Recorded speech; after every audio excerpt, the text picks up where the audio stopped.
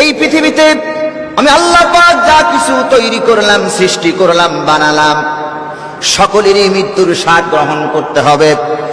আল্লাহ পাক বলেন, কুল্লু নাফসিন যায়িকাতুল মাউত ওয়া ইন্নামা তুওয়াফাউনা উজুরাকুম ইয়াউমাল কিয়ামাহ।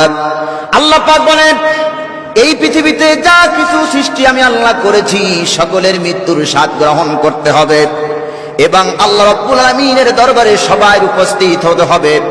আর ওই উপস্থিতির দিন আমি আল্লাহ রাব্বুল আলামিন তাদেরকে আজরান প্রতিদান দান করব। সুবহানাল্লাহ। এই পৃথিবীতে আল্লাহ যা তৈরি করছেন সকলেরই মৃত্যুর স্বাদ গ্রহণ করতে হবে, ভালো এবং মন্দ, এই দুইটার প্রতিদান দেবেন। তার নাম কি? সবাই বলুন, তার নাম কি? আল্লাহ এই প্রতিদান দেবে, ভালো এবং মন্দে প্রতিদান আল্লাহ দেবেন।